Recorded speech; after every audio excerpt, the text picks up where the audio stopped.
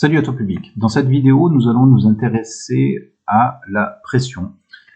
Ici, on va considérer une enceinte fermée dans laquelle est piégé un fluide, un gaz, mettons de l'hélium, qui est constitué évidemment par des atomes d'hélium se déplaçant à grande vitesse. Alors, il faut savoir que cette vitesse elle est très importante. À température ambiante, on estime cette vitesse de l'ordre de 1500 km/h. Donc ces particules, quand elles vont rencontrer la paroi, vont évidemment rentrer en contact avec elle et rebondir. Au moment du rebond, elles vont exercer une action mécanique sur cette paroi, elles vont exercer une force.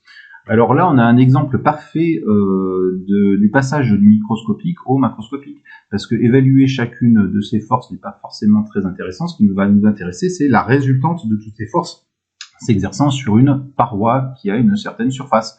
Donc plus la surface va être grande, et bien plus la force va être grande, parce que on va multiplier la probabilité de choc sur la surface.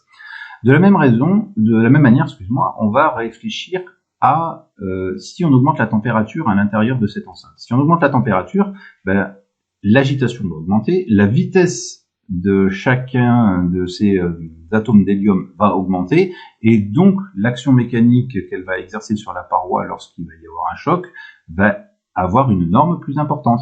Donc la force qui va être exercée sur cette même surface va être plus importante. De la même manière, si on augmente la pression à l'intérieur de cette enceinte, on va avoir un nombre de particules qui va être plus important, donc une fréquence des chocs qui va être plus importante, donc une force sur cette surface qui va être plus importante. Alors le lien que l'on va avoir entre les deux, c'est la pression à l'intérieur de cette enceinte va être égale à la force divisée par la surface de cette enceinte, de cette paroi. Donc si on multiplie la pression par la surface, on aura la norme de la force. Et là encore, on s'aperçoit, comme on vient de le décrire, que plus la pression va être importante à l'intérieur, plus il y aura un nombre de particules important, et plus la force va être importante.